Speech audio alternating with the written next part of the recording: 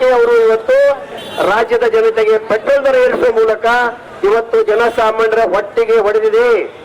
ಇವತ್ತು ಜನಸಾಮಾನ್ಯರಂತ ರೈತರಿಗಂತೂ ಇವತ್ತ ಹೆಂಗದ ರೈತರ ಪರಿಸ್ಥಿತಿ, ಪ್ರತಿಯೊಂದು ಕೆಲಸಕ್ಕೂ ಟ್ರ್ಯಾಕ್ಟರ್ ಬಳಸ್ತಕ್ಕಂಥದ್ದು, ಪ್ರತಿಯೊಂದು ಕೆಲಸಕ್ಕೂ ಇವತ್ತು ಡೀಸೆಲ್ ಇಂಜಿನ್ ಬಳಸ್ತಕ್ಕಂಥ ವ್ಯವಸ್ಥೆ ಇರುವುದರಿಂದ ಇವತ್ತು ಇಡೀ ರಾಜ್ಯದ ರೈತರಿಗೆ ಇವತ್ತು ಕಾಂಗ್ರೆಸ್ ಸರ್ಕಾರ ಅವರಿಗೆ ಅನ್ಯಾಯ ಮಾಡ್ತಾ ಇದೆ.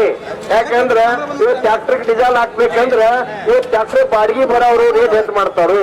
ಇವತ್ತು ಬರೀ ಡೀಸೆಲ್ ಹೆಚ್ಚಾಗೋದು ಅಷ್ಟೇ ಅಲ್ಲ, ಇವತ್ತು ಪ್ರತಿಯೊಂದು ವಸ್ತುಗಳು ಬೆಲೆ ಏರುವುದರಿಂದ ಇಡೀ ರಾಜ್ಯ ಜನತೆಗೆ ಇವತ್ತು ಕಾಂಗ್ರೆಸ್ ಸರ್ಕಾರ ಇವತ್ತು ನೋವು ಮಾಡ್ತಾ ಇದೆ, ಹೊಟ್ಟೆ ಹೊಡಿತಾ ಇದೆ. ಆದ್ದರಿಂದ ಇಂತಹ ಸರ್ಕಾರ ಕೂಡಲೇ ರಾಜೀನಾಮೆ ಕೊಟ್ಟು ಮನೆಗೆ ಹೋಗ್ಬೇಕಂತಕ್ಕಂಥ ಒತ್ತಾಯ ಮಾಡ್ತೀನಿ.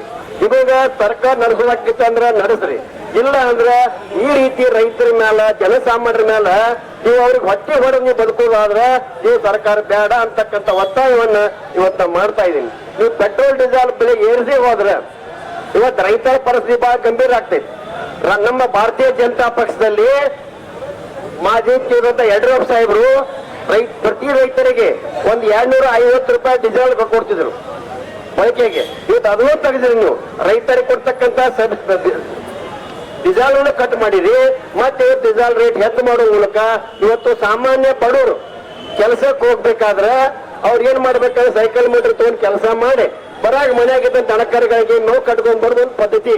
ಇವತ್ತು ನೀವು ಡೀಸೆಲ್ ರೇಟ್ ಪೆಟ್ರೋಲ್ ಹೆಚ್ಚು ಮಾಡೋದ್ರಿಂದ ಅವರು ಗಾಡಿ ಬಳಕೆ ಮಾಡ್ಲಾರ್ದ ಇವತ್ತು ಅವ್ರು ಏನ್ ಮಾಡ್ಬೇಕಂತಕ್ಕಂಥ ಚಿಂತೆ ಒಳಗಿದ್ದಾರೆ.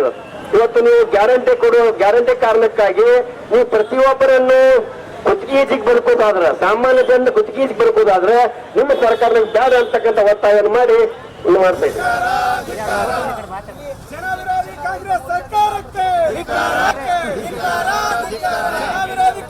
ಸರ್ಕಾರಕ್ಕೆ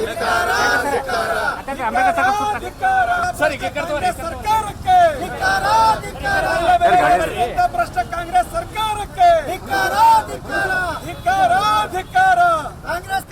ರಾಜ್ಯ ಸರ್ಕಾರಕ್ಕೆ ತೈಲ ಬೆಲೆ ಏರಿಸಿದಂತ ಕಾಂಗ್ರೆಸ್ ಸರ್ಕಾರಕ್ಕೆ, ರೈತ ವಿರೋಧಿ ಕಾಂಗ್ರೆಸ್ ಸರ್ಕಾರಕ್ಕೆ, ಜನ ವಿರೋಧಿ ಕಾಂಗ್ರೆಸ್ ಸರ್ಕಾರಕ್ಕೆ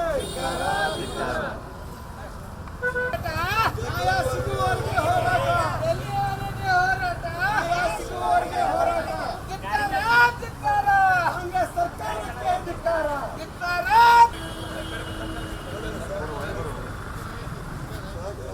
ಮೊಬೈಲ್ ಬಿಡ್ರಿ.